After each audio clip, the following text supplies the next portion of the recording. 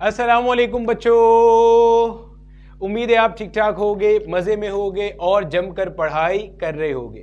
तो physical optics का lecture number 8 शुरू करने जा रहे हैं और आज का जो टॉपिक ऑफ डिस्कशन रहेगा that is Michelson's interferometer. Sir Albert A Michelson ने जो अपना इंटरफेरोमीटर डिज़ाइन किया था उसकी कंस्ट्रक्शन क्या थी, उसका वर्किंग प्रिंसिपल क्या है, किस फिनोमिना को वेरीफाई करता है, किस फिनोमिना की बेस पे काम करता है, पूरा डिटेल से इसका पोस्टमार्टम करेंगे। साथ ही साथ इस टॉपिक से रिलेटेड हमारी माजी में जितनी तरह के क्वेश्चंस आए हुए, चाहे वो ई-कैट लेवल पे आए हों, चाहे वो एमडी-कैट लेवल पे आए हों या हमारे पास बोर्ड एग्जामिनेशन में आए हों, वो सारे के सारे मेरे बच्चे हम लोग यहाँ पे डिस्कस कर रहे होंगे। तो हेडिंग लगा लो अपने पास, माइकलसन्स इंटरफेरोमीटर।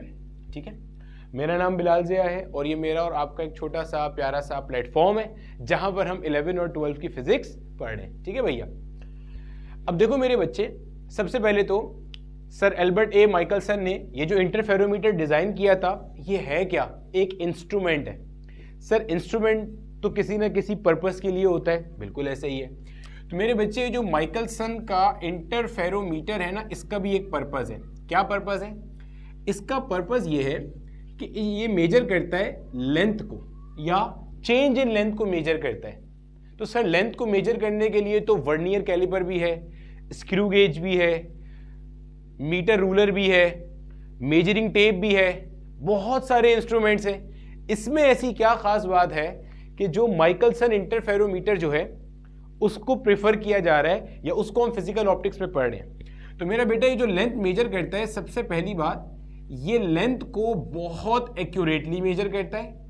दूसरी बात, बहुत छोटी से छोटी लेंथ को मेजर कर सकता है, यानी कि this instrument is very precise. ये इंस्ट्रूमेंट क्या है? बहुत प्रिसाइज है। सर प्रिसीजन किस बला का नाम है? मिसाल से समझते हैं।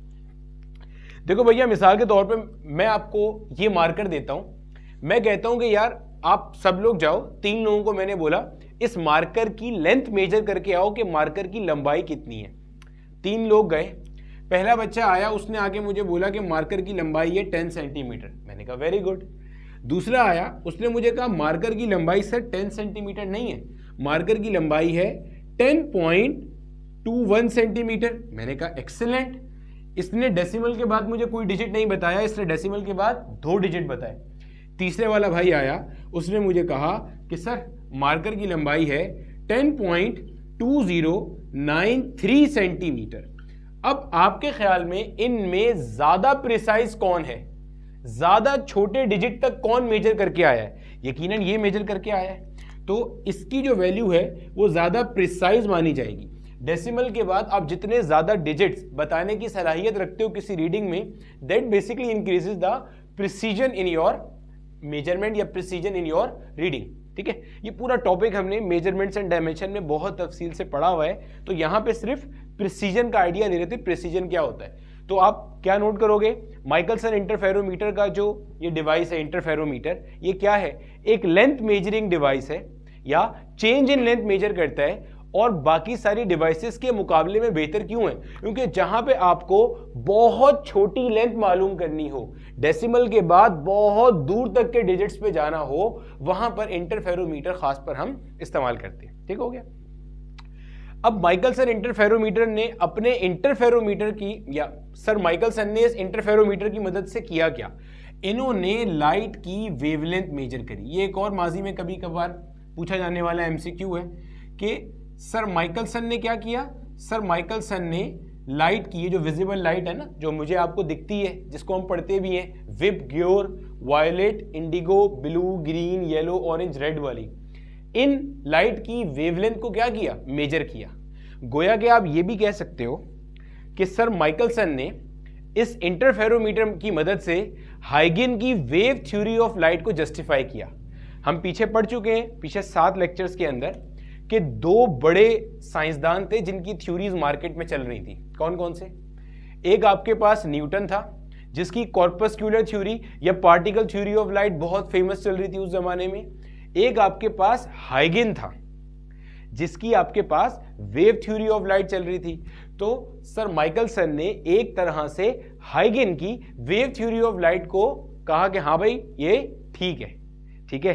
इन्होंने क्या किया, लाइट की वेवलेंथ निकाल करके बता दी, तो इस बात को भी आप अपने पास नोट कर लीजिए। ठीक हो गया भैया।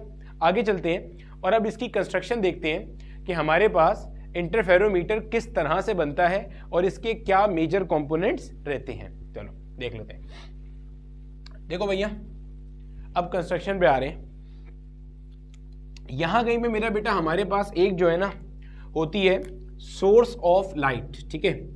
यहां पे हमारे पास क्या है, एक सोर्स ऑफ लाइट है, एक एक्सटेंडेड सोर्स ऑफ लाइट होती है। अभी तक आप इससे पीछे जितनी भी सोर्सेज ऑफ लाइट पढ़ के आए थे ना, वो पॉइंट सोर्स ऑफ लाइट थी। Sir extended source of light क्या होती है?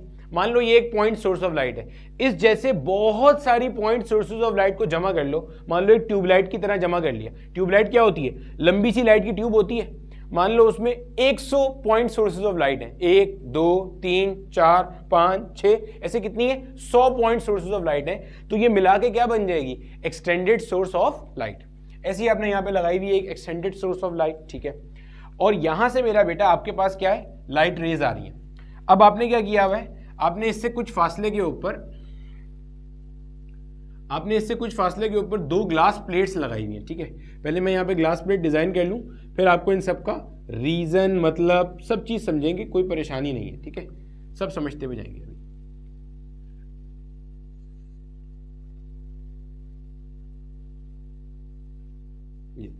ये मेरा बेटा हमारे पास समझ लो यहाँ पे ना 2 अदद ग्लास प्लेट्स लगी हुई हैं। ये ग्लास प्लेट्स है। सर ग्लास प्लेट क्या होती है?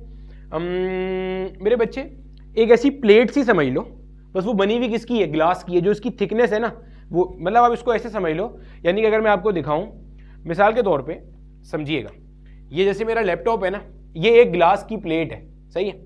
इसको आपने रखा हुआ कैसे? ऐसे रखा हुआ, ये ऐसे यूं करके रखा हुआ है। ये ग्लास प्लेट है, इसको रखा हुआ आपने ऐसे, ठीक हो गया। चलो बेटा तुम वापस आ जाओ यहाँ पे, ठीक है भैया।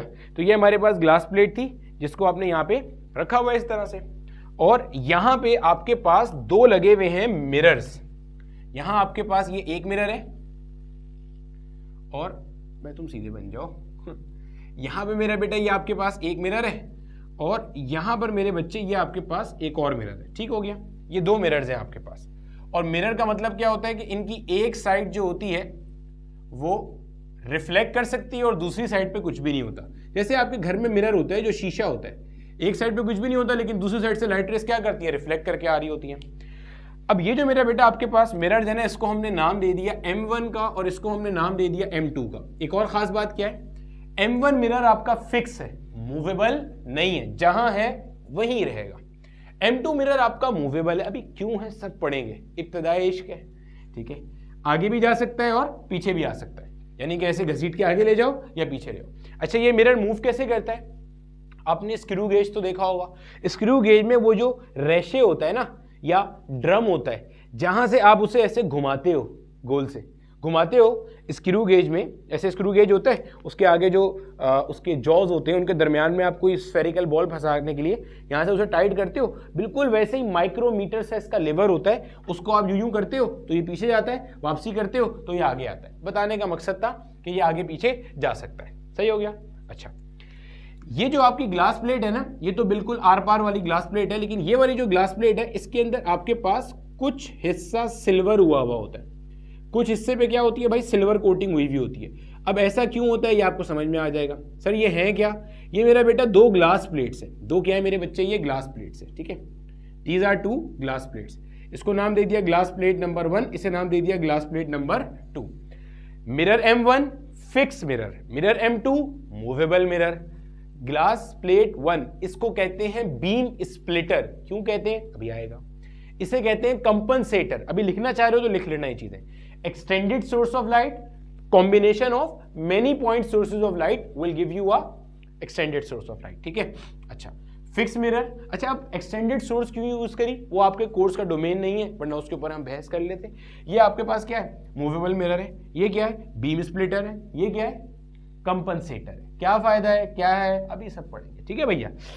अब अच्छा, ये जो आपकी ग्लास प्लेट है, एक दफा माजी में ये सवाल भी पूछा गया है, ये जो रखी जाती है ना, ऐसी रखी जाती है कि यहाँ पे ये एंगल कितना बना रही होती है? 45 डिग्री का। भैया नजर भी आ रहा है, नहीं आ रहा? ये एंगल कितना बना रही होती है? 45 डिग्री का एंगल फॉर्म कर रही होती है ये, ठीक है। जहन में रख लीजिएगा कि ये 45 डिग्री पे इंक्लाइन रखी जाती है। सर क्या मतलब इस बात का 45 डिग्री पे इंक्लाइन रखी जाती है? मैं आपको मिसाल से समझाता हूं, समझो इस बात को। देखो ये मान लो ग्लास प्लेट है, पहले तो ये समझ लो ये जो ग्लास प्लेट है इसको आप ऐसे रख रहे हो यहाँ पे, ये ऐसे, ये देखो ये एक्स एक्सिस है, ये आपकी ग्लास प्लेट है, यहां से कुछ एंगल बन रहा है 45 डिग्री, ऐसे नहीं रखा, बिल्कुल ऐसे भी नहीं रखा, ऐसे रखा तिरछा, और इसके अंदर का कुछ हिस्सा क्या है, सिल्वर हुआ हुआ है, एक पार्ट इसका कुछ हिस्सा क्या किया हुआ है, सिल्वर किया हुआ है। ठीक हो गया, ये तो था मेरा बेटा हमारे पास अपरेटस जो कि माइकलसन इंटरफेरोमीटर का है। अच्छा, अब माइकलसन इंटरफेरोमीटर का जो वर्किंग प्रिंसिपल है, जिस फिनोमेना पे वो काम करता है, पहले उसको रिवाइज करते हैं फिर आगे चलते हैं। माइकलसन इंटरफेरोमीटर का जो वर्किंग प्रिंसिपल है वो मेरा बेटा हमारे पास क्या है, interference of light waves. Interference of wave भी नहीं, इंटरफेरेंस ऑफ लाइट वेव, क्योंकि जाहिर है हम यहाँ पे कौन सी वेव यूज कर रहे हैं, लाइट वेव यूज कर रहे हैं। मैं फिर रिवाइज करना चाहूंगा, हम पढ़ क्या रहे, सर एल्बर्ट ए माइकलसन ने 1881 में जो इंस्ट्रूमेंट दिया था उसके बारे में पढ़ रहे हैं। कौन सा था इंस्ट्रूमेंट, इंटरफेरोमीटर। इंटरफेरोमीटर क्या करता है, लेंथ मेजर करता है, छोटी लेंथ को मेजर करता है वेरी प्रिसाइजली, या चेंज इन लेंथ को मेजर करता है। माइकलसन ने इसकी मदद से क्या किया, लाइट का वेवलेंथ मेजर किया। कैसे किया वो हम भी करेंगे।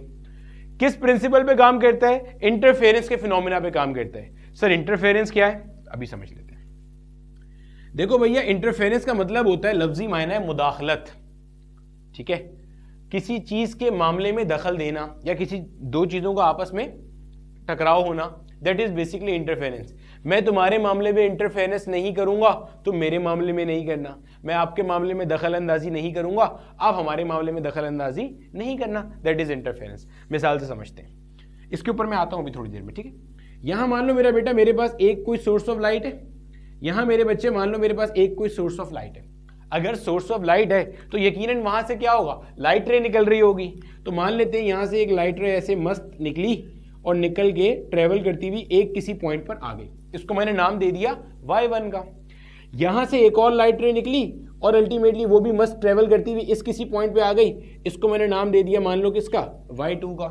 अब आप देखो गौर से, सोर्स S1 से भी लाइट रे निकली, सोर्स S2 से भी लाइट रे निकली, और दोनों इस कॉमन पॉइंट पर आकर आपस में क्या हो रही हैं, मिल रही हैं।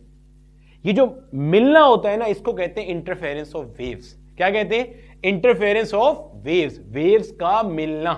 अब ये इतना इंपॉर्टेंट क्यों है, देखो ये जो पहली वेव है इसकी अपनी कुछ इंटेंसिटी होगी, let's say the intensity is I1। ये जो दूसरा वेव है इसकी अपनी कुछ इंटेंसिटी होगी, let's say the intensity is I2। जब ये इस पॉइंट पर आके मिलेंगी तो एक रिजल्टेंट वेव बनेगी, उस रिजल्टेंट वेव की एक रिजल्टेंट इंटेंसिटी होगी, and let's say that resultant intensity is I net। अब ये जो रिजल्टेंट इंटेंसिटी है ये इन दोनों वेव्स की इंटेंसिटी से ज्यादा भी हो सकती है और कम भी हो सकती है। क्या मतलब, हो सकता है ये दोनों वेव्स आपस में ऐसे मिली हो कि एक दूसरे का इफेक्ट ऐड करने की कोशिश कर रही हैं, तो उस केस में नेट इंटेंसिटी I1 I2 से बढ़ जाएगी। हो सकता है ये दोनों वेव्स आपस में ऐसे मिली हो कि एक दूसरे का इफेक्ट काटने की कोशिश कर रही हो, तो नेट इंटेंसिटी I1 I2 से घट जाएगी, कम हो जाएगी। तो ये जो आपस में मिलती हैं इसकी वजह से जो नेट इंटेंसिटी है वो डिपेंड कर रही होती है कि ये आपस में मिली किस तरह से। और आसान कर लेते हैं, आप नोट करो, यहां से एक वेव यहां पर आ रही है और यहां से एक वेव वहां जा रही है। इसको और बेहतर अंदाज में समझने के लिए हम S2 को थोड़ा और नीचे कर लेते हैं ताकि आपको कॉन्सेप्ट का मजीद फील आ जाए। मैं ये मान के चल रहा हूं कि आपने इंटरफेरेंस का फिनोमेना पीछे नहीं पढ़ा हुआ, तो मैं बिल्कुल बेसिक से बता रहा हूं। ये मान लो आपका S2 वेव था। अब जाहिर है S2 से वेव निकल के हर तरफ जा रही होंगी, ऊपर दाएं बाएं हर तरफ जा रही होंगी। हम सिर्फ उस एक वेव में इंटरेस्टेड हैं जो यहां से होती हुई यहां कहीं पे पहुंच गई, ठीक है। ये मान लो मेरी y2 वेव है। अब आपको नजर आ रहा है ये वही y2 वेव है जिसकी इंटेंसिटी मैंने क्या मानी हुई थी, I2 मानी हुई थी। अब देखो, अगर मैं आपसे पूछता हूं कि S1 से जो वेव निकली y1, उसने यहां तक आने के लिए एक सर्टेन डिस्टेंस कवर किया। अब बोलोगे जी भाई, मैं बोलता हूं S2 से दूसरी वेव ने भी यहां आने के लिए कुछ फासला कवर किया। क्या दोनों का फासला एक बराबर है या अलग अलग है? तो आप बोलोगे फासला अलग अलग है। y2 ने फासला ज्यादा कवर किया और y1 ने फासला कम कवर किया। गोया के इन दोनों वेव्स के दरमियान में क्या है, पाथ डिफरेंस मौजूद है। क्या मौजूद है, पाथ डिफरेंस। जहन में रख लीजिएगा ये टर्म। ये जो पाथ डिफरेंस होता है, इस पाथ डिफरेंस की वजह से जो रिजल्टेंट इंटेंसिटी होती है वो कभी तो इंडिविजुअल वेव्स के मुकाबले में बढ़ जाती है और कभी कम हो जाती है। यानी कि ये path difference between the two wave ये चीज डिसाइड करती है कि इस पॉइंट पे वेव एक दूसरे को जो मिलेंगी वो इफेक्ट को ऐड करेंगी या इफेक्ट को सप्रेस करेंगी। तो उस बेस पे हम दो फेमस फिनोमिनास पढ़ते हैं। एक हमारे पास कहलाता है कंस्ट्रक्टिव इंटरफेरेंस। क्या कहलाता है?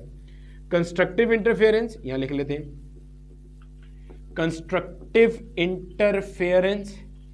एक हमारे पास कहलाता है destructive interference. Sir constructive interference क्या है? अभी बता रहे हैं, पहले समझ लो इंटरफेरेंस क्या है। बच्चे इंटरफेरेंस का मायना यह है वेव्स का आपस में मिलना। अब वेव्स अगर इस तरह से मिले कि दोनों एक दूसरे का इफेक्ट ऐड कर रहे हैं और रिजल्टेंट इंटेंसिटी मैक्सिमम है, यानी कि वेव ऐसे मिली कि रिजल्टेंट इंटेंसिटी क्या हो रही है? मैक्सिमम आ रही है। आप बोलोगे नेट इंटेंसिटी इज मैक्सिमम। अगर ऐसा हो रहा है तो आप बोलोगे इंटरफेरेंस कैसी है? कंस्ट्रक्टिव है। और अगर वेव्स आपस में ऐसे मिली कि दोनों एक दूसरे का इफेक्ट कैंसिल करने की कोशिश कर रही हैं तो आप बोलोगे रिजल्टेंट इंटेंसिटी क्या है? मिनिमम है।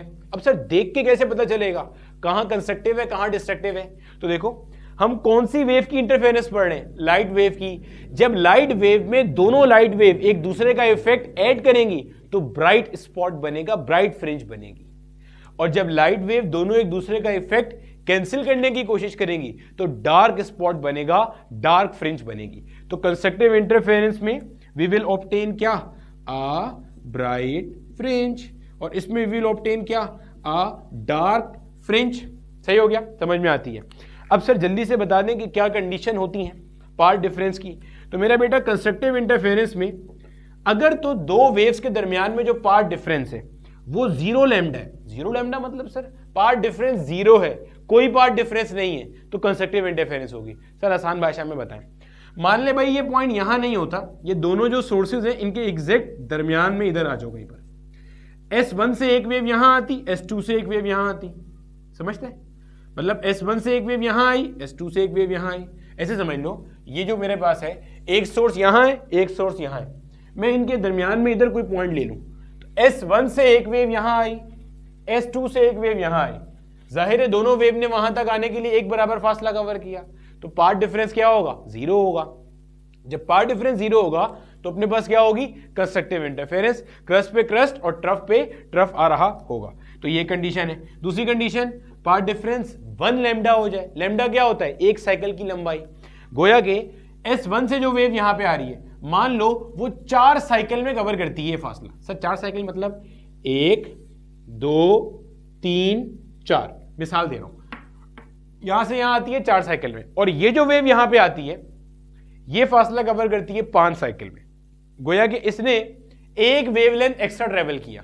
तो जो 1 लैम्डा का एक्स्ट्रा पार्ट डिफरेंस है इसकी वजह से क्या होगा? क्रस्ट पे क्रस्ट ट्रफ पे ट्रफ आएगा, यानी कि कंस्ट्रक्टिव इंटरफेरेंस होगा। फिर 2 लैम्डा, यानी कि ये मान लो अगर 4 साइकिल में कर रहा है, ये 6 साइकिल में वही डिस्टेंस कवर कर रहा है, यानी कि यहां से यहां तक आने के लिए इसका टाइम क्या लग रहा है, या कितने साइकिल लग रहे हैं? 6 साइकिल लग रहे हैं। तो अगर path difference 0 lambda, 1 lambda, 2 lambda up till m lambda, यानी कि कोई भी इंटीग्रल मल्टीपल ऑफ लैम्डा है, तो इस केस के अंदर आप बोलोगे कि भैया आपके पास हमेशा क्या हो रही है? Constructive interference. इसको जहन में रख लीजिएगा। सही है? कंस्ट्रक्टिव इंटरफेरेंस होगी। और ये भी ध्यान में रखिएगा m का वैल्यू क्या हो सकता है? 0 1 2 अप टिल कोई भी वैल्यू आपका m का हो सकता हैगा। सही है? फिर ये भी ध्यान में रखना, अगर आपके पास दोनों वेव्स के दरमियान में पार्ट डिफरेंस 0 है। अच्छा ये सारी बातें ना हमने प्रीवियसली पढ़ी हुई है, मैं सिर्फ रिवाइज कर रहा हूं ताकि हमें यहां समझ में आ जाए। अगर दोनों वेव्स के दरमियान में पार्ट डिफरेंस 0 है, समझे इस बात को, दो वेव मिली, पार्ट डिफरेंस 0 है, तो जो ब्राइट फ्रिंज बनेगी वो कहलाती है फर्स्ट ब्राइट फ्रिंज। अगर दोनों वेव ऐसे मिली कि पार्ट डिफरेंस 1 लैम्डा है, तो अब जो ब्राइट फ्रिंज बनेगी वो सेकेंड ब्राइट फ्रिंज है। भाई पहली ब्राइट फ्रिंज तो तब बन गई ना जब पार्ट डिफरेंस 0 था। अगली ब्राइट फ्रिंज जब पार्ट डिफरेंस 1 लैम्डा है, उससे अगली जब पार्ट डिफरेंस 2 लैम्डा है, उससे अगली जब पार्ट डिफरेंस 3 लैम्डा है। इस तरह से आपकी कहानी चलती है। डिस्ट्रक्टिव इंटरफेरेंस में क्या है? दो वेव ऐसे मिलनी है कि दोनों एक दूसरे का इफेक्ट काटने की कोशिश कर रही है, नलीफाई करने की कोशिश कर रही है। ठीक है? और डिस्ट्रक्टिव इंटरफेरेंस में आपकी पार्ट डिफरेंस की कंडीशन होती है कि आपका जो पार्ट डिफरेंस है वो या तो लैम्डा बाय 2 हो, यानी कि लैम्डा बाय 2 से क्या मुराद है? S1 से Y1 वेव यहां तक आने के लिए 4 साइकिल कवर करती है, और S2 से जो वेव यहां पे आ रही है वो मान लो 4.5 साइकिल में आ जाए, यानी कि 4 साइकिल और 4 साइकिल तो मैच कर रहा है, उससे आधा साइकिल ज्यादा ले, यानी कि आधा साइकिल ज्यादा लिया Y2 ने अपने सोर्स से यहां तक आने के लिए, या क्या हो 3 लैम्डा बाई 2 हो। 3 लैम्डा बाई 2 का मतलब क्या होता है 1.5 लैम्डा एक्स्ट्रा ट्रेवल करे। S1 से एक वेव यहां पे आ रही है 4 वेव साइकिल में, S2 से वेव आ रही है 5.5 वेव साइकिल में, यानी कि 1.5 लैम्डा एक्स्ट्रा कवर करके आ रहा हूं। तो सच यानी कि मेरे बच्चे आपके पास, अब आप नोट करो यहां पे लैम्डा बाई 2 के ऑड मल्टीपल्स चल रहे हैं, यानी कि 1 lambda by 2, 3 lambda by 2, 5 lambda by 2, आगे क्या बनेगा 7 lambda by 2। Sir odd number क्या होता है जो 2 का डायरेक्ट मल्टीपल नहीं होता या 2 के टेबल में नहीं आता, यानी कि आप लिख सकते हो 2m - 1 इंटू लैम्डा बाय 2। आप m का कोई भी वैल्यू डालोगे, देखो मैं यहां लिख रहा हूं m is equal to 1 2 3 onward, m का आप कोई भी वैल्यू डालोगे यहां पे आपके पास ऑड नंबर जनरेट होगा, यानी कि आप ये कह रहे हो अगर दो वेव्स के दरमियान में जो पार्ट डिफरेंस है वो odd multiple of lambda by 2 है, तो ये हमेशा इस तरह से ऐड होंगी कि एक दूसरे का इफेक्ट नलिफाई करने की कोशिश करेंगी या कैंसिल करने की कोशिश कर रही होंगी। देखो m की जगह 1 डालो तो 2 1 2, 2 - 1 1 लैम्डा बाई 2, m की जगह 2 डालो तो 2 2 4, 4 - 1 3 लैम्डा बाई 2, m की जगह 3 डालो तो 2 3 6, 6 - 1 5 लैम्डा बाई 2। तो ये मेरा बेटा हमारे पास कुछ बेसिक चीजें थी, ये आप अपने पास नोट कर लो, रिवाइज कर लो। हम चलते हैं वापस हमारे माइकलसन इंटरफेरोमीटर के कंस्ट्रक्शन और वर्किंग के ऊपर, ठीक है।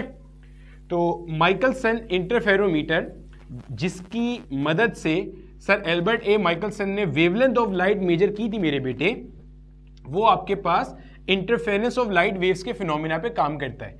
अब हमने इंटरफेरेंस का कॉन्सेप्ट भी रिवाइज कर लिया, तो अब हम बेहतर अंदाज में देख सकते हैं कि कैसे ये काम होता हैगा, ठीक है भैया। तो अब देखो मेरे बच्चे, हम लोग चलते हैं हमारी माइकलसन इंटरफेरोमीटर की वर्किंग के ऊपर। ये मेरा बेटा आपके पास बीम स्प्लिटर है, ये आपके पास कंपनसेटर है, और ये मेरे बच्चे आपके पास 2 अदद क्या लगे हुए, मिरर्स लगे हुए। यहां से आपके पास आई लाइट रे, ये लाइट रे इस ग्लास प्लेट को स्ट्राइक करेगी और स्ट्राइक करने के बाद इसके अंदर चली जाएगी। अब मेरा बेटा सारी कहानी शुरू होगी ये जो सिल्वर फेस है ना यहां से, सही। जब मेरे बच्चे आपके पास इस सिल्वर फेस को आके लाइट रे स्ट्राइक करेगी तो इसके हो जाएंगे 2 हिस्से, कुछ पार्ट इसका आगे जाएगा और कुछ पार्ट यहां से रिफ्लेक्ट बैक होगा। फिर सुनो, ये सिल्वर साइड है आपके पास, मैंने क्या कहा था, जो ग्लास प्लेट है इसकी जो यहां वाली साइड है इसका कुछ हिस्सा आपने क्या किया हुआ है, सिल्वरिंग ऑफ मिरर किया हुआ है, इस साइड को आपने सिल्वर किया हुआ है, सही है। जस्ट लाइक कि आपने वो जो आपकी ग्लास प्लेट थी उसके कुछ हिस्से को मिरर बनाने के लिए आपने क्या कर दिया, पार्शियल सिल्वर कर दिया और उसको 45 डिग्री पे आपने इंक्लाइन किया हुआ है। अच्छा, यहां से लाइट रे आई, इस ग्लास प्लेट में गई मस्त करके और इस पॉइंट पर आकर 2 हिस्सों में स्प्लिट हो गई। पहले एक हिस्से की बात करते हैं, जो हिस्सा रिफ्लेक्ट करेगा वो यहां से जाएगा ऐसे और इसके बाद जाएगा यहां से मेरा बेटा ऐसे करके ऊपर की तरफ। देखो समझो क्या हुआ यहां पे, ये मेरा बेटा लाइट रे आई और लाइट रे इसके अंदर गई, इस पॉइंट पे आने के बाद टकराने के बाद 2 हिस्सों में आपकी बीम स्प्लिट हो गई, टूट गई, सही है। और जो 2 हिस्सों में आपकी बीम टूट गई वो कौन से, एक हिस्सा आगे गया उसे कहते हैं ट्रांसमिटेड बीम, एक हिस्सा रिफ्लेक्ट बैक करके गया मिरर M1 की तरफ, इसे कहते हैं रिफ्लेक्टेड बीम। इस पॉइंट से ये रिफ्लेक्टेड बीम जा रही है आपके पास, ये रिफ्लेक्टेड बीम गई आपके पास और आगे जो जाएगी वो मेरा बेटा आपके पास क्या है, ट्रांसमिटेड बीम है। यहां आगे टकराएगी फिर वही काम हो जाएगा, ये अंदर जाएगा, अब यहां से रिफ्लेक्ट नहीं करेगा क्योंकि यहां पे कोई भी हिस्सा आपके पास सिल्वर हुआ नहीं है, ये आगे जाएगा और जाके मिरर M2 को स्ट्राइक करेगा।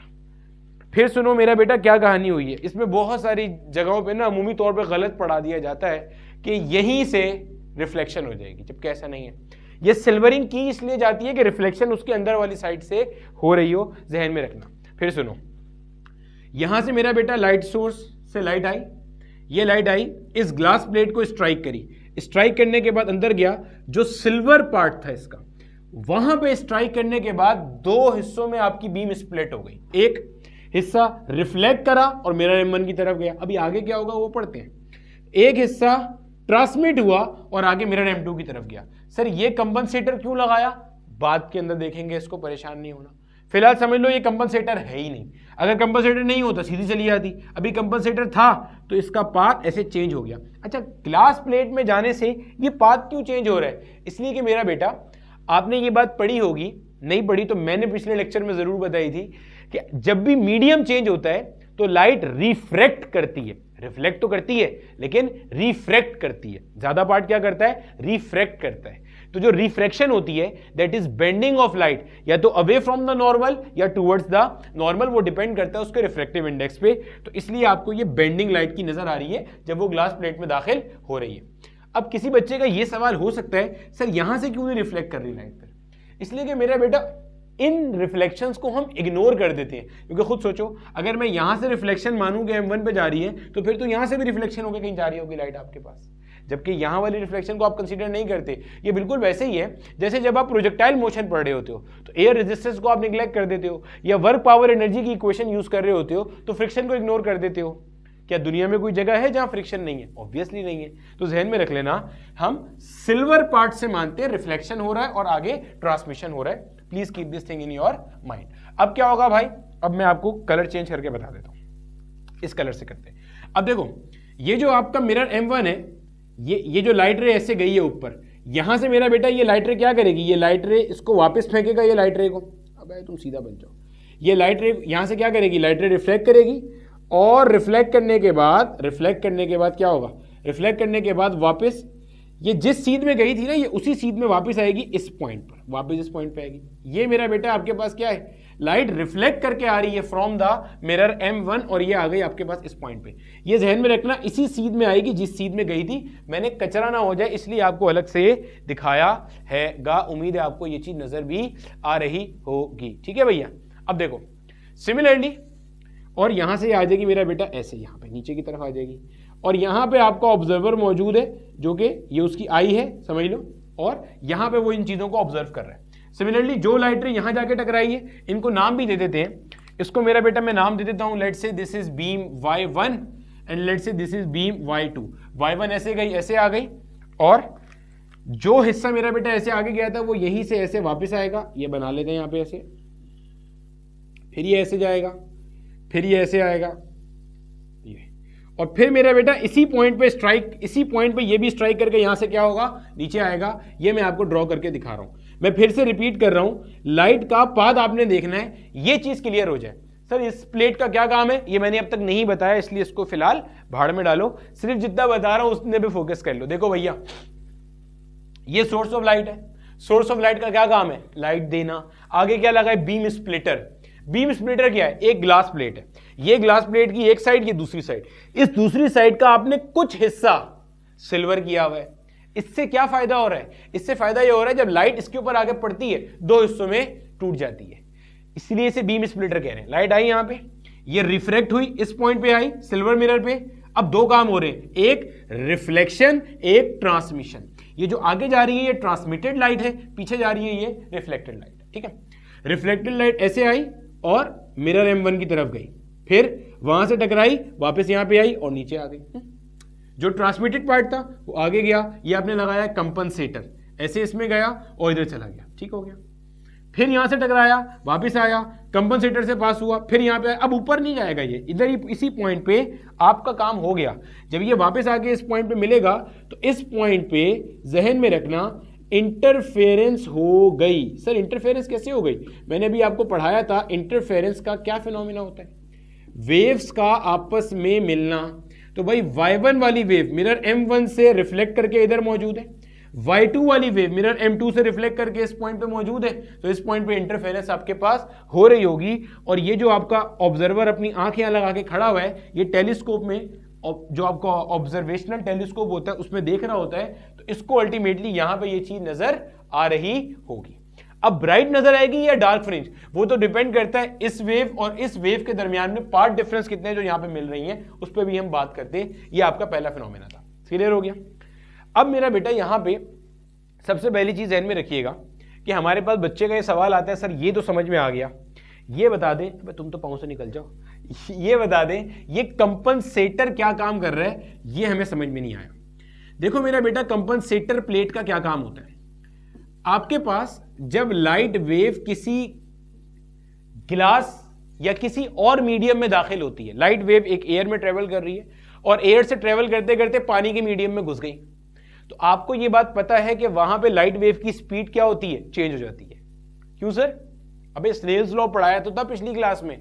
लाइट वेव की स्पीड डिपेंड करती है मीडियम के रिफ्रैक्टिव इंडेक्स के ऊपर, यही स्नेल्स लॉ है। लाइट वेव की सबसे ज्यादा स्पीड कहां होती है? एयर या वैक्यूम के अंदर।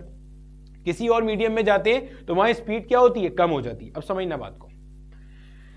आपके पास कहानी क्या है, अगर मान लो मेरा बेटा यहां से एक लाइट वेव ऐसे आ रही है और यहां से मैंने एक ग्लास प्लेट लगाई, एक लाइट वेव ऐसे गई और ऐसे यहां पे आई। अब देखो बज़ाहिर देखने में तो ऐसा लग रहा है ये दोनों लाइट वेव इन्होंने एक जितना डिस्टेंस कवर किया है, जबकि एक्चुअल में ऐसा नहीं है। एक्चुअल में ऐसा क्यों नहीं है, मैं आपको मिसाल से समझाने की कोशिश करता हूं। कोशिश करूंगा बस जितना हिस्सा आपके कोर्स में है ना उतने भी बात की जाए। इसको कह देते हैं लाइट वेव y1, इसे कहते हैं लाइट वेव y2। सिर्फ कॉन्सेप्ट का फील करना। देखो जब y1 एयर में यहां से यहां जा रहा था, तब ये y2 ग्लास प्लेट के अंदर इस पॉइंट से इस पॉइंट पे जा रहा था। समझना, जब y1 एयर में यहां से यहां जा रहा था तो y2 ग्लास प्लेट में यहां से यहां जा रहा था। क्या दोनों ने एक सेकेंड में एक बराबर फासला कवर किया होगा? इस इंस्टेंट की बात करूं तो नहीं। क्यों? यहां पे लाइट वेव की स्पीड ज्यादा थी तो इसने इस वाले सेकंड में ज्यादा फासला कवर किया होगा और इसने इस वाले सेकंड में कम फासला कवर किया होगा। तो हम कहते यूं हैं, क्यों सर? क्योंकि ग्लास प्लेट में जाने से लाइट की स्पीड कम हो जाती है। तो हम कहते यूं हैं, अगर एक लाइट किसी और मीडियम से होती हुई आ रही है तो इसका मतलब उसमें ऑप्टिकल पाथ डिफरेंस क्रिएट हो जाता है। क्या क्रिएट हो जाता है? Optical path difference. क्यों होता है मैंने मोटा मोटा बता दिया, जितना हमारे कोर्स की रिक्वायरमेंट है। क्या जरूरत थी इसको समझाने की, ताकि कॉन्सेप्ट का फील है कि कंपनसेटर प्लेट क्यों लगी हुई है। ऑप्टिकल पाथ डिफरेंस क्यों आता है? एयर में एक सर्टेन टाइम चली, उतने ही टाइम दूसरी वेव किसी और मीडियम में चली, तो डिस्टेंस दोनों ने अलग अलग कवर किया होगा ना, क्योंकि स्पीड दोनों की क्या है? अलग अलग है मीडियम की। लाइट वेव की स्पीड दोनों मीडियम में अलग अलग है due to the difference in the refractive index. तो इसकी वजह से क्या आता है? Optical path difference. अब इसका तरीका क्या होता है? तरीका ये होता है, इस वेव को बोलो तुम थोड़ा सा आगे जाओ और इतनी देर में इस वेव को किसी सिमिलर मीडियम से गुजार दो, तो अब क्या होगा? दोनों को आपने कंपनसेट कर दिया, एक बराबर कहानी कर दी। अब देखो यहां पे क्या हो रहा है, अगर मैं ये कंपनसेटर ना लगाता तो क्या मसला था? देखो समझो, ये लाइट वेव आई, ये यहां पे आ गई, एक बार जो पार्ट रिफ्लेक्ट हुआ वो ऐसे वापस गया, ऊपर गया, फिर आया, फिर अंदर गया, इस पॉइंट पे इंटरफेरेंस हुई है। फिर समझो, ये लाइट वेव आई, अभी स्प्लिटिंग नहीं हुई, ये ऐसे गया, सही, फिर ये वापस गया, फिर ये ऊपर गया, फिर ये आया, फिर ये ऐसे गया। गोया के अगर हम सिर्फ y1 वाली वेव की बात करें तो ये 3 बार इसमें से पास हुआ है, एक बार स्प्लिट होने से पहले, 2 बार स्प्लिट होने के बाद। कैसे? फिर देखो, ये सोर्स से लाइट रे आई, ऐसे गया, एक बार, अभी स्प्लिट नहीं हुई, अब स्प्लिट हो गई, दूसरी बार ये गया, टकरा के आया, तीसरी बार। अब इसको देखो, अगर मैं इसको ना छेड़ता, ये ना होता, ये वेव ऐसे जाती, ऐसे आती। ऑप्टिकल पाथ डिफरेंस का कॉन्सेप्ट नजर आ रहा है? हमने कंपनसेटर लगा दिया, अब क्या हुआ? ये वाली वेव भी 3 बार हो गई। सर कैसे? एक बार जाते हुए हुई, एक बार आते हुए। अबे तो स्प्लिट होने से पहले भी तो थी एक बार, उसको क्यों भूल जाता है भाई? देख, स्प्लिट होने से पहले एक बार आगे गया, ये दूसरी बार वापस आया, ये तीसरी बार, और इस पॉइंट पे इंटरफेरेंस हो गई। तो कंपनसेटर क्या कर रहा है? अपने नोट्स में डाल लेना। कंपनसेटर का काम यह है, जो पाथ डिफरेंस क्रिएट हो रहा था due to passing through the glass plate of obviously different refractive index as compare to air, उसको एलिमिनेट करने के लिए हमने क्या किया? कंपनसेटर प्लेट इंट्रोड्यूस की थी। सही हो गया भाई? ताकि, और ये कंपनसेटर प्लेट का रिफ्रैक्टिव इंडेक्स वही होता है जो इस प्लेट का होता है, ताकि रिफ्लेक्टेड बीम और ट्रांसमिटेड बीम एक ही जितनी बार कास्ट कर रही हो, किससे? ये ग्लास प्लेट से। ठीक हो गया? इसलिए लगाते हैं इसको। समझ आ गई? अब देखो, इस पॉइंट पे मेरा बेटा वेव आपस में आके मिल रही है। कैसे? ये आई बीम, स्प्लिट होने से पहले टकराई, रिफ्लेक्टेड पार्ट गया, रिफ्लेक्ट हुआ मिरर M1 से, आया वापस और इस पॉइंट पे आ गया और यहां से नीचे आया। फिर ये ट्रांसमिटेड बीम गई, इसमें से गई इधर आई, ऐसे आई, वापस आई, इधर आके वापस टकराई और इंटरफेरेंस पैटर्न हो गया। और यहां पे जो भाई साहब थे वो देख रहे होते हैं। यहां जो भाई साहब देख रहे होते हैं ना, इनको ऐसे नजर होते हैं, इन्होंने ऐसे आंख लगाई हुई होती है, तो इनको ऐसे नजर आ रही होती है चीज, ध्यान में रखना। आपने वो देखा है, वो जो फिल्मों वगैरह में दिखाते हैं, एक स्नाइपर लेके बैठा हुआ है, उसके ऊपर ऐसे एक आई टेलीस्कोप टाइप का होता है, तो ये जो चीज होती है ना, ये कुछ वैसी होती है। यहाँ पे ये मेरा बेटा आपके पास कहलाती है फील्ड ऑफ व्यू। क्या कहलाती है ये? इसको फील्ड ऑफ व्यू भी कहते हैं, समझिएगा, इसको फील्ड ऑफ व्यू भी कहते हैं, इसको क्रॉस फील्ड भी कहते हैं। क्या कहते हैं इसे? क्रॉस फील्ड भी कहते हैं, फील्ड ऑफ व्यू भी कहते हैं। अगर आप कॉन्सेप्ट को समझ लो तो बड़ा मजा आएगा। ये जो ऑब्जर्वर है ना, ये ऐसे एक टेलीस्कोप में अपनी एक आंख फंसा के बैठा हुआ है, समझो इसके आगे वो दायरा है जहां पे ऐसे प्लस या क्रॉस का साइन बना हुआ है, इसे कहते हैं फील्ड ऑफ व्यू या क्रॉस व्यू। ठीक है, क्रॉस फील्ड या फील्ड ऑफ व्यू। अब यहां पे मेरा बेटा आपके पास जो फ्रिंजेस होती है ना, वो यहां पे बन रही होती है। यहां पे जैसे अभी हम बिल्कुल अगर इनिशियल स्टेज की बात करें, बिल्कुल अभी इनिशियल स्टेज की बात करें, तो आपके पास सेटिंग इस तरह से हुई हुई होती है, समझना बात को। सेटिंग इस तरह से हुई हुई होती है कि ये जो मिरर M1 का डिस्टेंस होता है ना, अगर ये मान लो आपके पास x सेंटीमीटर है, तो ये मिरर M2 का डिस्टेंस भी यहां से यहां तक कितना होता है? x centimetre. ऑल्दो के देखने में लग रहा होगा ये बहुत दूर है, ये बहुत करीब है, लेकिन जज्बात को समझो, अल्फाज को नहीं। जितना दूर M1 होता है उतना ही दूर क्या होता है? M2 होता है। सर ऐसा क्यों? ऐसा इसलिए y1 जितना डिस्टेंस कवर करे, y2 उतना डिस्टेंस कवर करे। जब y1 जितना डिस्टेंस कवर कर रहा है, y2 उतना डिस्टेंस कवर कर रहा है, तो गोया के path difference between the two waves at the point of interference कितना हो गया? 0 हो गया। जब 0 हो गया तो आपको क्या मिल रही होगी? First bright fringe. जब पाथ डिफरेंस 0 होगा तो आपको फील्ड ऑफ व्यू पे ऑब्जर्वर को क्या दिखेगा? पहली ब्राइट फ्रिंज दिख रही होगी। पॉइंट समझ में आ गया? पहली ब्राइट फ्रिंज दिखती है। अब सोचो, अब हमारे पास ये जो मिरर M2 है, इसको आप क्या कर सकते हो? इसको आप मूव कर सकते हो। अगर मैं मिरर M2 को मूव कराऊं, कितना मूव कराऊं? गौर से देखना। अगर मैं मिरर M2 को λ/2 पीछे ले जाऊं, देखो अभी क्या हो रहा है। आप इस वाले हिस्से को तो छोड़ दो ना, ये वाले हिस्से को तो मैंने ये लगा के कंपनसेट कर दिया। तो देखो ये y1 जितना ऊपर गया उतना नीचे आया। सिमिलरली मान लो ये 10 सेंटीमीटर ऊपर गया, 10 नीचे आया। गोया y1 ने कितना फासला कवर किया? 20 सेंटीमीटर। कैसे? अबे 10 ऊपर गया, 10 नीचे आया, तो कितना हुआ? 20 सेंटीमीटर। इसी तरह देखो ये y2 वेव 10 सेंटीमीटर आगे गई, 10 सेंटीमीटर पीछे आई, ऐसे यूं फिर यूं। ये जितना डिस्टेंस यहां से यहां है उतना ही डिस्टेंस यहां से यहां है। देखने में आपको भले ये ज्यादा ये कम लग रहा हो, बट इन एक्चुअल स्टार्ट में टाइम t = 0 पे जो पहली रीडिंग होती है वो ऐसी होती है। ठीक है, तो जो ऑब्जर्वर होता है इसको इसके क्रॉस फील्ड या फील्ड ऑफ व्यू पे क्या नजर आ रहा होता है? एक अदद ब्राइट फ्रिंज बनी नजर आ रही होती है, जिसको वो कह देता है कि ये क्या है मेरे पास? ये मेरे पास है पहली ब्राइट फ्रिंज। ज़हन में रख लेंगे इस बात को हम अच्छे से। ठीक है भैया, आगे चलते हैं। अब मेरा बेटा अगर मैं इस मिरर को λ/2 पीछे ले आऊं, अब सुनना जरा, अब अगर आपने कॉन्सेप्ट को तमीज से पढ़ा है ना तो मजा आएगा। देखो मिरर M2 को मैं थोड़ा सा घसीटा मार के पीछे ले गया, सही। अब y2 को, यानी कि ये y2 ये वाली वेव जो यहां आ रही है, इसको एक्स्ट्रा फासला चलना पड़ेगा। कितना एक्स्ट्रा फासला चलना पड़ेगा? देखो पहले λ/2 आते हुए एक्स्ट्रा चलना पड़ेगा, फिर λ/2 जाते हुए एक्स्ट्रा चलना पड़ेगा। नहीं समझे? अरे भैया देखो, पहले M2 यहां था, M1 यहां था, ये ऊपर जाके नीचे आ रहा था, उतना ही डिस्टेंस था जितना ये आगे जाके पीछे आ रहा था। अब मैंने M2 को पीछे ले गया λ/2। M2 को पीछे कैसे लेके गया? वो जो मेरे पास फाइन माइक्रोमीटर लीवर लगा हुआ था ना, उसको मैंने ऐसे ऐसे ऐसे ऐसे मोहब्बत से घुमाया तो ये λ/2 पीछे चला गया। अब समझना बात को, जब ये यहां से λ/2 पीछे चला गया तो इससे फायदा क्या हुआ? हुआ क्या, ये जो मेरा y2 था इसको जाते हुए भी λ/2 एक्स्ट्रा चलना पड़ा और आते हुए भी λ/2 एक्स्ट्रा चलना पड़ा, तो टोटल ये एक्स्ट्रा कितना चला? λ/2 प्लस का λ/2, यानी कि कितना बन गया? ये बन गया 2 λ/2। 2 से 2 मर गया, क्या आता है आपके पास? लैम्डा। गोया के y2 ने जो एक्स्ट्रा डिस्टेंस कवर किया वो कितना है? लैम्डा के बराबर है। जब लैम्डा के बराबर इसने एक्स्ट्रा फासला कवर किया है तो हम कहेंगे कि आपके पास फिर से क्या बनेगी? ब्राइट फ्रिंज बनेगी। क्यों? ब्राइट फ्रिंज की कंडीशन क्या है? या तो पाथ डिफरेंस 0 हो, यानी कि जब यहां लिखा हुआ था, यहां रखा हुआ था M2, तो जितना ये कवर कर रहा था उतना ये कवर कर रहा था, पाथ डिफरेंस 0 था, तो पहली ब्राइट फ्रिंज थी। अब आप इसको λ/2 पीछे ले गए तो अब दूसरी ब्राइट फ्रिंज बन गई। गोया के ये ब्राइट फ्रिंज आगे चली जाएगी, फिर डार्क आएगी, और फिर उसके बाद अब क्या आ जाएगी? दूसरी ब्राइट फ्रिंज आ जाएगी। सही, डार्क को भाड़ में डालो। अभी पहले ये समझ लो, ये ब्राइट फ्रिंज थी, जैसे ही आप इसको पीछे लेके गए, जैसे नहीं होता वो तस्वीरें आगे चल रही होती हैं, वैसे क्या हुआ, ये वाली ब्राइट फ्रिंज आगे चली गई, दूसरी ब्राइट फ्रिंज आ गई, एक ब्राइट फ्रिंज शिफ्ट हो गई, मिरर को λ/2 पीछे ले आने पे एक ब्राइट फ्रिंज आगे चली गई।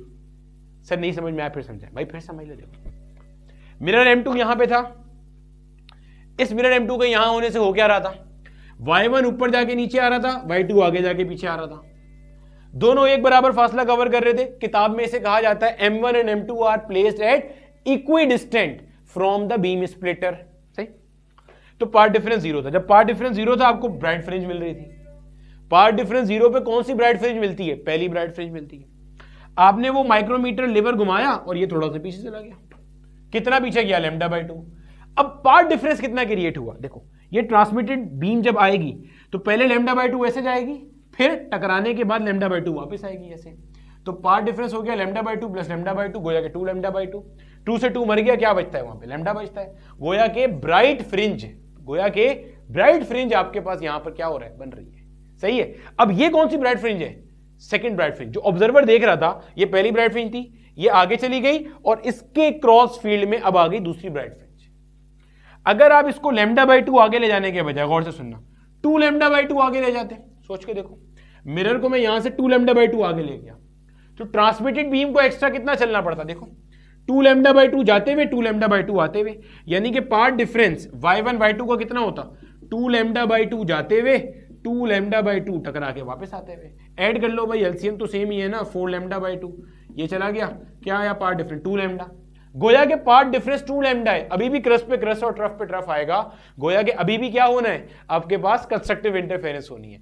अब थर्ड फ्रिंज आएगी, कैसे, पार्ट डिफरेंस 0 पे पहली ब्राइट फ्रिंज थी, आप इसको λ/2 लेकर गए, ये आगे चली गई, सेकंड ब्राइट फ्रिंज आ गई, एक फ्रिंज शिफ्ट हो गया, फिर आप इसको और आगे ले गए 2 λ/2 पे, अब थर्ड ब्राइट फ्रिंज आ गई, गोया के 2 फ्रिंजेस आपके पास शिफ्ट हो गई। यानी कि मैं ये कह सकता हूं, गौर से सुनना, अच्छे से सुनना, मैं क्या कह सकता हूं, मैं ये कह सकता हूं, अगर आप मिरर को, ये आप क्या कर रहे हो, मिरर मूव कर रहे हो, अगर आप मिरर को λ/2 मूव करो, या मिरर को 2 λ/2 मूव करो, या मिरर को 3 λ/2 मूव करो, तो आपको हमेशा आपके फील्ड ऑफ व्यू पे, क्रॉस फील्ड पे हमेशा क्या मिलेगा, ब्राइट फ्रिंज मिलेगी। बस फर्क इतना है कि पहली वाली आगे जा चुकी होगी, दूसरी, तीसरी, चौथी, पांचवी, ये सब आपको मिल रही होगी। हम इसको ऐसे लिखते हैं, x is equal to m λ/2, x is equal to m λ/2। x से क्या मुराद है, आपने इसको कितना मूव किया, समझना, x से क्या मुराद है, मिरर M2 को कितना मूव किया, लिख लेना, x से क्या मुराद है, मिरर M2 को कितना मूव किया। m से क्या मुराद है, m से मुराद है कितनी नंबर ऑफ फ्रिंजेस शिफ्ट हुई, कितनी नंबर ऑफ फ्रिंजेस शिफ्ट हुई। मैं मिसाल से समझाता हूं। अभी जब मैंने आपको बोला कि मैंने इसको λ/2 मूव किया तो कितनी फ्रिंज शिफ्ट हुई थी, एक फ्रिंज। कैसे निकाल रहे हैं सर, ये देखो, फर्स्ट ब्राइट फ्रिंज पहले समझो कब मिलती है, जब ये और ये एक बराबर डिस्टेंस था, पार्ट डिफरेंस 0 था, जितना y2 का था उतना y1 का था, पार्ट डिफरेंस 0 था, तो आपने कहा क्या मिलेगा आपको भाई, फर्स्ट ब्राइट फ्रिंज मिलेगी। अगर मैं इसको λ/2 आगे ले गया तो सेकंड ब्राइट फ्रिंज मिल रही थी, गोया पहली ब्राइट फ्रिंज आगे चली गई, एक फ्रिंज शिफ्ट हो गई, दूसरी फ्रिंज आ गई है। तो देखो, अगर मैं x की जगह रखता हूं λ/2, ये आ गया λ/2 से λ/2 मर गया, m कितना आ रहा है यहां पे, 1 के बराबर आ रहा है, गोया एक फ्रिंज शिफ्ट हो गई, मैं दूसरी ब्राइट फ्रिंज पे खड़ा हूं। अगर 4 फ्रिंजेस शिफ्ट हो जाएंगी तो मैं 5वीं पे खड़ा हूंगा, अगर 10 फ्रिंजेस शिफ्ट हो जाएंगी तो मैं 11वीं ब्राइट फ्रिंज पे खड़ा होऊंगा। समझ आती है बात की। तो ये हमारे पास फॉर्मूला था, x is equal to m λ/2। समझ में आती है, चलो इतना हिस्सा कॉपी कर लो, आगे चलते हैं और डार्क फ्रिंज को लेकर आने की थोड़ी सी बातचीत कर लेते हैं। अब देखो मेरे बच्चे, मैंने वही सेम टू सेम डायग्राम आपके सामने एक बार ड्रॉ कर दिया है। अब देखो, अभी आपके पास सारी सूरत हाल क्या है, अभी जितना फासले पे बीम स्प्लिटर से आपका M2 रखा हुआ है, उतना ही फासले पर मैंने बीम स्प्लिटर से आपका M1 रखा हुआ है। गोया के इस पॉइंट पे जब ये लाइट वेव y1 और y2 टकरा के आ रही होंगी और जो इंटरफेरेंस हो रही होगी, तो आपको क्या मिल रहा होगा भाई, ब्राइट फ्रिंज मिल रही होगी, और उसे हम कहेंगे ये कि ये जो हमारी क्रॉस फील्ड है, जो हमारा फील्ड ऑफ व्यू है, इसके ऊपर हमें क्या दिख रहा होगा, ऐसे एक ब्राइट फ्रिंज दिख रहा होगा, जो कि हमारा क्या होगा भाई, पहला ब्राइट फ्रिंज होगा। सही। अगर मैं मिरर M2 को λ/4 मूव करूं, कितना मूव करूं, λ/4, अच्छा एक चीज जो पीछे रह गई बताना, वो भी ध्यान में रखो। वो जो हमने पीछे मेरा बेटा फॉर्मूला ड्राइव किया है ना, x is equal to m lambda by 2, यानी कि अगर आप मिरर m2 को लैम्डा बाय 2 मूव करो, 2 लैम्डा बाय 2 करो, 3 लैम्डा बाय 2 करो, तो आपको हमेशा क्या मिलती है? ब्राइट फ्रिंज मिलती है। x से क्या मुराद है? Distance by which the mirror is being moved. m क्या है? कितनी फ्रिंजेस शिफ्ट हुई। इसी फॉर्मूले की मदद से लाइट का वेवलेंथ सर एल्बर्ट ए माइकलसन ने कैलकुलेट किया था 1881 में। कैसे भाई? मिरर कितना मूव किया ये तो आपको पता चल रहा है ना, कैसे? माइक्रोमीटर लेवर स्क्रू तो आपके हाथ में, आपने जितना मिरर को मूव किया यहां लग देना। आपके सामने से, आपके फील्ड ऑफ व्यू से मान लो 100 फ्रिंजेस शिफ्ट हो गई, पहली, दूसरी, तीसरी, चौथी, पांचवी, छठी, यानी आपने कुछ x amount of millimetre mirror M2 को मूव किया और उसके बाद जो फ्रिंजेस शिफ्ट हुई वो 100 शिफ्ट हुई और अभी आप 101वीं ब्राइट फ्रिंज के ऊपर खड़े हुए हो। तो आपने यहां पे लिखा फ्रिंजेस शिफ्ट कितनी हुई? 100, फॉर्मूले में डाला, 2 को वहां फेंका, m को यहां लाए, क्या निकाल लिया? जो वेवलेंथ ऑफ लाइट है जिसकी इंटरफेरेंस हो रही है वो आपने वेवलेंथ कैलकुलेट कर ली। तो this is how sir Albert A Michelson gave us the wavelength of light using Michelson interferometer। चलो अभी सवाल भी देखते हैं अभी इसके। खैर अब मेरा बेटा अगर मैं अपने मिरर को लैम्डा बाय 4 मूव करूं, कितना मूव करूं भाई? लैम्डा बाय 4 मूव करूं तो देखते हैं क्या होगा, समझना। लैम्डा बाय 4 जब मैं इसे आगे ले जाऊंगा तो देखो एक्स्ट्रा डिस्टेंस कौन कवर करेगा? तो जहन में रखना एक्स्ट्रा डिस्टेंस तो हमेशा यही वाली वेव कवर करेगी जो कि ट्रांसमिटेड बीम है, ठीक है। ये लैम्डा बाय 4 ऐसे आगे जाते हुए एक्स्ट्रा फासला कवर करेगी, फिर लैम्डा बाय 4 ऐसे पीछे आते हुए भी एक्स्ट्रा फासला कवर करेगी। गोया पार्ट डिफरेंस जो ये कवर करेगा वो क्या होगा? लैम्डा बाय 4 प्लस का लैम्डा बाय 4, गोया के this will be 2 lambda by 4। समझ में आती है? गोया के पाथ डिफरेंस कितना बन जाएगा? Lambda by 2। समझना बात को। पहले जब मैंने लैम्डा बाय 2 मूव किया था तो पाथ डिफरेंस लैम्डा बन रहा था, लैम्डा बाय 2 जाते हुए, लैम्डा बाय 2 आते हुए। अब क्या दिक्कत है? अब मैंने मिरर को मूव कितना किया है? लैम्डा बाय 4, तो पाथ डिफरेंस कितना बन रहा है? Lambda by 2। क्यों? लैम्डा बाय 4 जाते हुए और लैम्डा बाय 4 आते हुए। और हमें यह बात पता है कि अगर दो वेव्स के दरमियान में पाथ डिफरेंस लैम्डा बाय 2 हो या 1 लैम्डा बाय 2 हो, एक ही बात है ना भाई, तो इसका मतलब क्या है? ये odd multiple of lambda by 2 है। और अगर odd multiple of lambda by 2 हो इसका मतलब क्या होगा? डार्क फ्रिंज मिलेगा। गोया के अगर आप मिरर M2 को लैम्डा बाय 4 आगे लेके जाओगे तो ये ब्राइट फ्रिंज आगे चली जाएगी और इसकी जगह पे क्या आ जाएगा? इससे अगली डार्क फ्रिंज। ये पहली ब्राइट फ्रिंज थी, जैसे ही आप इसको लैम्डा बाय 4 आगे लेके गए तो क्या आ गई आपके पास? डार्क फ्रिंज आ गई। पॉइंट समझ में आ रहा है? ये होता है आपके पास। आप किताब में पढ़ोगे तो किताब में आपको एक जुमला और लिखा मिलेगा कि माइकलसन इंटरफेरोमीटर बहुत छोटी लेंथ को मेजर करने का काम करता है, वो उन्होंने यहीं से ड्राइव किया है। आप सबसे छोटी लेंथ कब मेजर कर सकते हो भाई? जैसे ही आपको पता चला ब्राइट से डार्क आ गया तो आप लेंथ मेजर कर लो। भाई आपने मिरर को मूव किया, कितना मूव किया कि आपको पता चल गया ब्राइट से क्या आ गया? डार्क आ गया।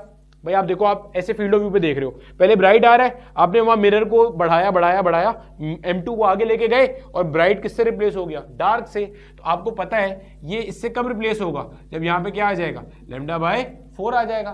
तो लैम्डा बाय 4 ये मिनिमम वैल्यू है जो आप मेजर कर सकते हो। और विजिबल लाइट का जो कम से कम वेवलेंथ होता है वो कितना होता है? 400 नैनोमीटर या 4000 एंगस्ट्रॉम होता है। अगर आप यहां से देखोगे भाई विजिबल लाइट कहां से कहां तक होती है? 400 नैनोमीटर से लेकर 700 नैनोमीटर तक होती है ना। विब ग्योर वायलेट से बढ़ते हुए रेड तक जा रहे हो, सही। तो लैम्डा की जगह आप क्या रखोगे? 400 नैनोमीटर डिवाइडेड बाय 4, ये और ये चला गया तो आ गया आपके पास 100 नैनोमीटर। यानी कि इतनी छोटी वैल्यू तक को ये मेजर कर सकता है। 100 इंटू 10 की पावर -9 या 1 इंटू 10 की पावर -7 मीटर तक को ये मेजर कर सकता है। यही वजह है कि माइकलसन इंटरफेरोमीटर की मदद से हमने स्टैंडर्ड ऑफ मीटर को भी बाद में जाकर के डिफाइन किया था वेवलेंथ ऑफ लाइट के टर्म के अंदर। खैर वो हमारी बहस नहीं है, बस आपने ध्यान में रख लेना है कि 1 इंटू 10 पावर -7 मीटर तक की छोटी वैल्यू को ये क्या कर सकता है? मेजर कर सकता है। तो देखो तुम्हारे वर्नियर कैलिपर तो कहां रह गए, सही है। खैर coming back to the point, तो आपने ये देखा जब मैंने मिरर को लैम्डा बाय 4 मूव किया तो मेरे पास पहली डार्क फ्रिंज आ गई। रीजन मैंने समझा दिया क्या रीजन था?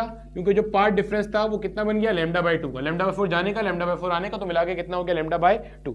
अब देखो अगर मैं मिरर को लैम्डा बाय 4 ना करूं, 2 लैम्डा बाय 4 ले जाता आगे, सोचो अगर मैं मिरर को कितना ले जाता, 2 लैम्डा बाय 4, तो पार्ट डिफरेंस कितना y2 कवर करता, 2 लैम्डा बाय 4 जाते हुए, 2 लैम्डा बाय 4 आते हुए, यानी कि इसको देखो यहीं इसको सॉल्व करो, 2 लैम्डा बाय 4 जाते हुए, 2 लैम्डा बाय 4 आते हुए, 2 लैम्डा प्लस लैम्डा कितना हो गया, 4 लैम्डा बाय 4, 4 से 4 मर गया, पार्ट डिफरेंस कितना आ रहा है, लैम्डा, और पार्ट डिफरेंस लैम्डा हो तो इंटरफेरेंस कौन सी होती है, कंस्ट्रक्टिव, गोया अब डार्क नहीं मिलेगा।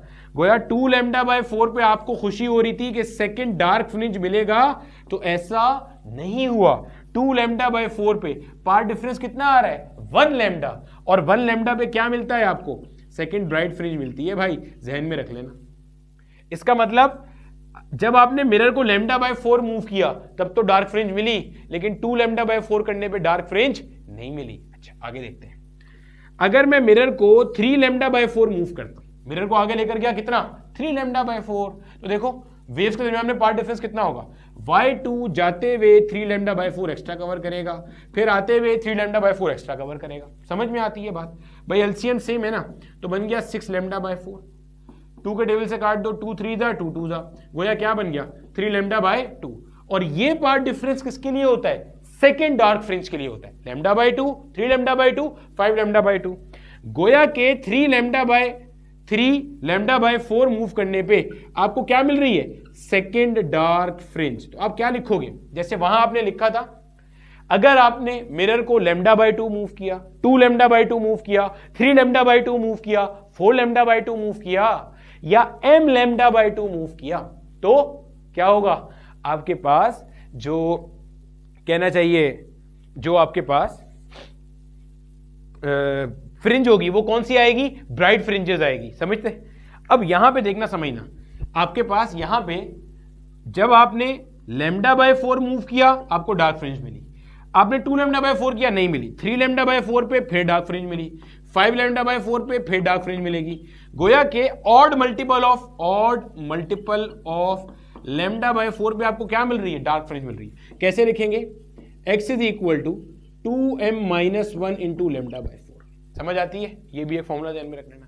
x क्या है, मिरर कितना मूव किया, ये क्या बता रहा है, कौन सी डार्क फ्रिंज पे आप खड़े हुए हो।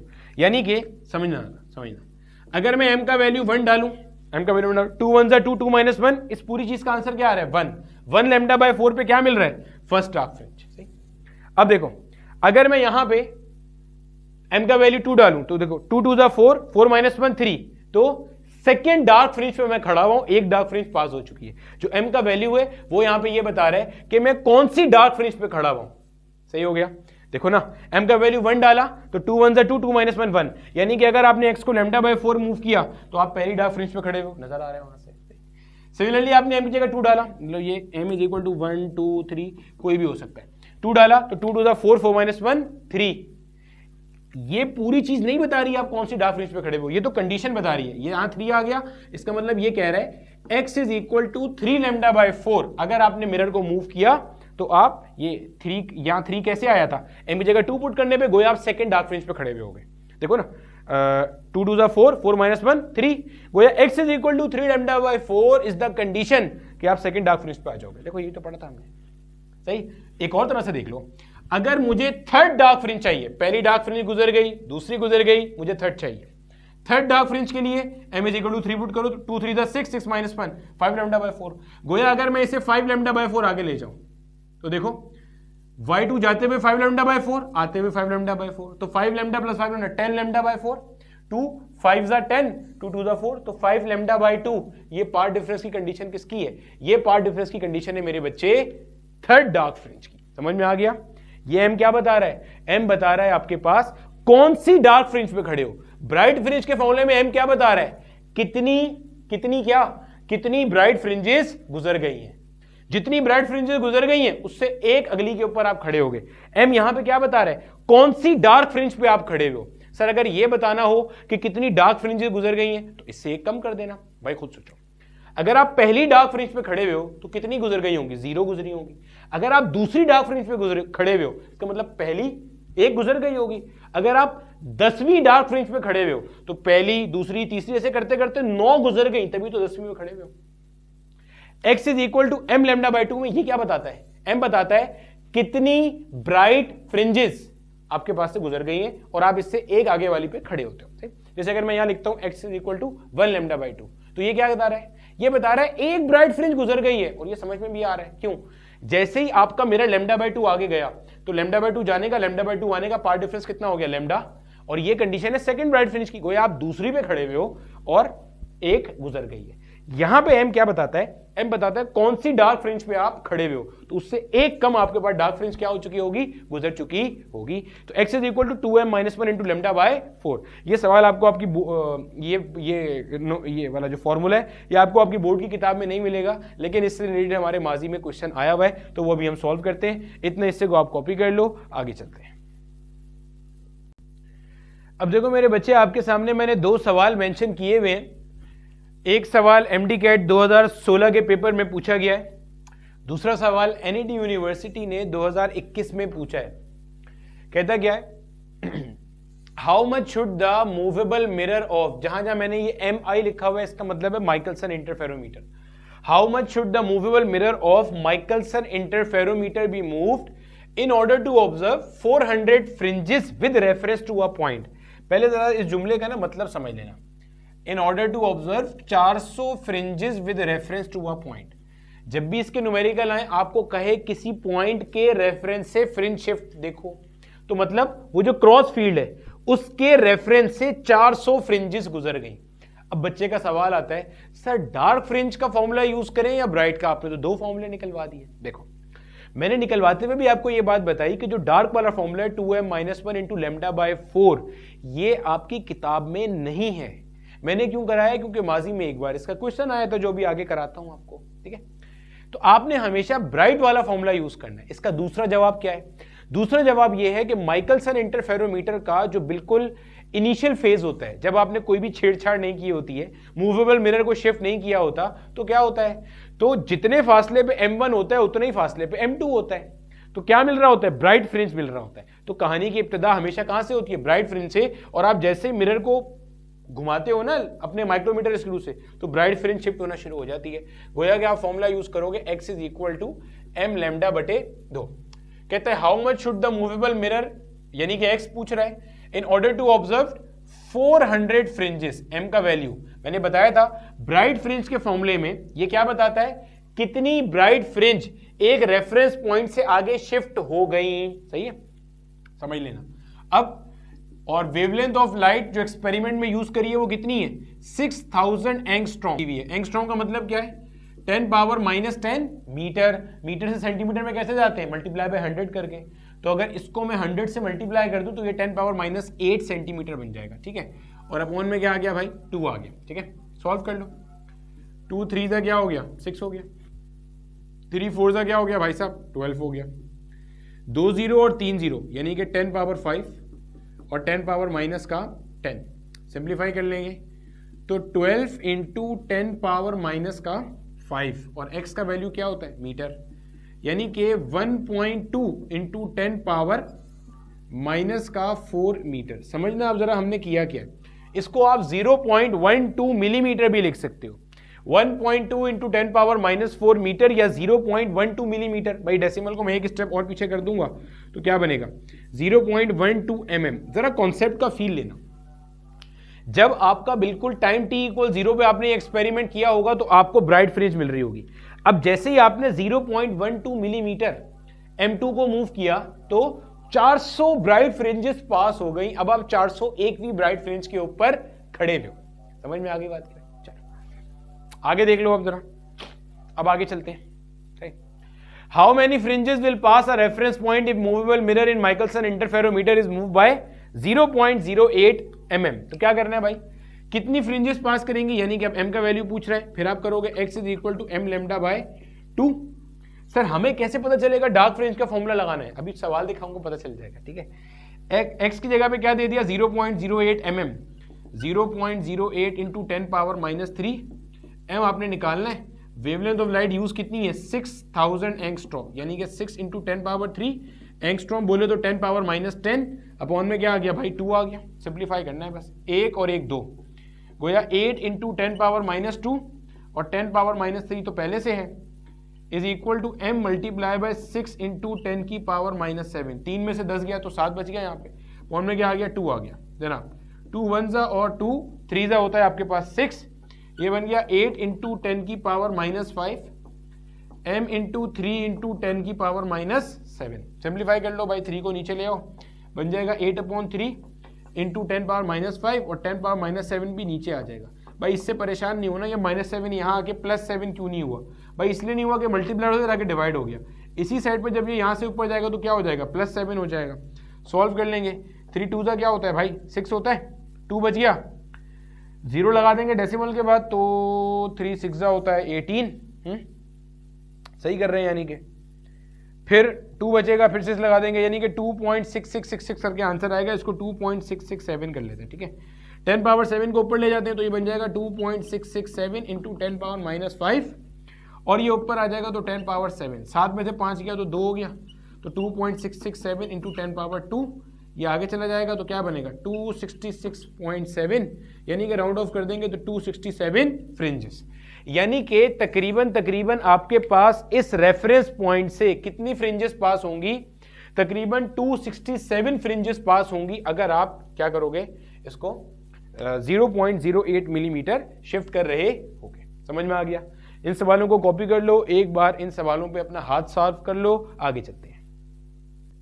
अब देखो मेरे बच्चे, मैंने आपके सामने एक सवाल मेंशन किया है, ये सवाल आपको नस्ट आगा खान दोनों के पास पेपर्स में मिलेगा। ये सवाल बेसिकली लिया गया है केपीके बोर्ड की किताब से, जो केपीके बोर्ड की किताब है ये वाली, ये इस किताब के अंदर क्वेश्चन नंबर है 3, न्यूमेरिकल प्रॉब्लम क्वेश्चन। इस किताब का पीडीएफ आपको इस वीडियो की डिस्क्रिप्शन में मिल भी जाएगा, ठीक है। वहां से ये क्वेश्चन लिया हुआ है, सवाल पढ़ो क्या कहता है। When movable mirror of Michelson interferometer is moved by 0.1 mm, how many dark fringes pass through the reference point? कितनी dark fringes pass करती हैं through the reference point if light of wavelength 580 nanometers is used? समझ आ गई बात की? अब आप करोगे क्या, आप फॉर्मूला यूज करोगे, x is equal to 2m-1 into lambda by 4। Simplify करोगे, आपको x का वैल्यू दिया हुआ है 0.1 mm, यहां लिखोगे 0.1 mm, लैम्डा जो आपको दिया हुआ है that is 580 into 10 power -9। Simplify करके आप यहां से निकाल लोगे m का वैल्यू, और बहुत सारे बच्चों को लगेगा वही आंसर है, वो आंसर नहीं है। वजह मैं आपको साबित करता हूं। देखो मैंने बताया था डार्क फ्रिंज के इस फॉर्मूले के अंदर m क्या शो करता है कि आप कौन सी डार्क फ्रिंज के ऊपर हो। देखो अगर पहले तो मैं इसको सॉल्व करके इसका आंसर निकाल लूं, मैं भी कैलकुलेटर यूज कर रहा हूं। अब देखो मेरे बच्चे, अगर आपने इसको सॉल्व किया होगा तो आपके पास इसका जो आंसर आ रहा है वो कुछ इस तरह से आ रहा होगा, 345.32, कुछ इस टाइप से आपका आंसर आ रहा होगा। अब बहुत सारे बच्चों को लगता है इसका आंसर 345 ही है। भाई आंसर 345 नहीं है। क्यों 345? यहां पे ये बताया है आप 345वीं डार्क फ्रिंज पे खड़े हुए हो, तो इससे पीछे गुजर कितनी गई है, 344 गुजर गई है, यानी कि 344 डार्क फ्रिंजेस हैव पास्ड। इसको हम एक और तरह से भी कर सकते हैं। कैसे? पहले आप ये कॉन्सेप्ट समझो, कॉन्सेप्ट का फील लो। आपके सामने ये क्रॉस फील्ड है, अभी आपके पास ये पहला ब्राइट फ्रिंज है यहां पे। जब पहला ब्राइट फ्रिंज जाएगा तो पहला डार्क फ्रिंज आएगा, आया ना?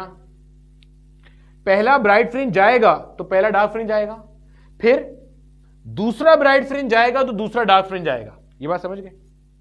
गोया के जितनी ब्राइट फ्रिंजेस पास हो चुकी होंगी, आप उसी नंबर की डार्क फ्रिंज पे खड़े होगे। समझो भाई, पहला ब्राइट फ्रिंज है, जैसे ही आपने मिरर को थोड़ा घुमाया, मिरर आगे गया, पहला ब्राइट फ्रिंज गया और नजरों के सामने पहला डार्क फ्रिंज आ गया। एक ब्राइट फ्रिंज गया तो पहला डार्क फ्रिंज आया, फिर आगे लेके जाओगे, दूसरा ब्राइट फ्रिंज गुजरेगा तो दूसरा डार्क फ्रिंज आएगा। गोया जितनी ब्राइट फ्रिंजेस गुजर जाएंगी, आप उसी नंबर के डार्क फ्रिंज पे खड़े होगे। अब आप देखो, आप इसी को क्या करो, x is equal to m lambda by 2 से सॉल्व करो। ये क्या है कि कितनी ब्राइट फ्रिंजेस पास हो गई, इसके लिए फॉर्मूला है। आप सॉल्व करोगे, x की जगह 0.1 mm डालना, 2 को वहां बेस के मल्टीप्लाई करना, लैम्डा को नीचे ले आना। आप सॉल्व करोगे तो आपके पास जो आंसर आएगा वो तकरीबन 345 आएगा, 344.8 समथिंग। गोया कि ये बता रहा है 345 ब्राइट फ्रिंजेस गुजर गई हैं। अगर 345 ब्राइट फ्रिंजेस गुजर गई हैं, इसका मतलब 345th डार्क फ्रिंज पे आप खड़े हुए हो। इससे पहले 344 डार्क फ्रिंजेस गुजर चुकी हैं, तो इसका जो करेक्ट आंसर होगा वो क्या होगा? 344। 345 नहीं लगाइएगा। ये क्या सवाल पूछ रहा है? How many dark fringes pass through the reference point. तो 344 गुजर गई हैं, 345वीं पे आप खड़े हुए हो। तो बहुत सारे लोगों को इसका आंसर 345 लगता है, क्योंकि बोर्ड की किताब में यही मेंशन था। तो ये गलत आंसर है। जिस साल ये सवाल पेपर में पूछा गया था उस साल भी 344 का आंसर ही करेक्ट किया गया था। तो कॉन्सेप्ट का फील आ गया होगा। 344 डार्क फ्रिंज गुजरी हैं और 345 ब्राइट फ्रिंज गुजरी हैं। ब्राइट हमेशा एक ज्यादा गुजरती है, क्योंकि कहानी जब स्टार्ट हुई थी तो आपने खड़े हुए कहां थे? ब्राइट फ्रिंज पे थे। तो यहाँ ये मेरा बेटा हमारा माइकलसन इंटरफेरोमीटर का कॉन्सेप्ट था, जो हमने पूरा अच्छे तरीके से मुकम्मल किया। अगले कॉन्सेप्ट में हम अपना डायफ्रैक्शन का कॉन्सेप्ट शुरू करेंगे।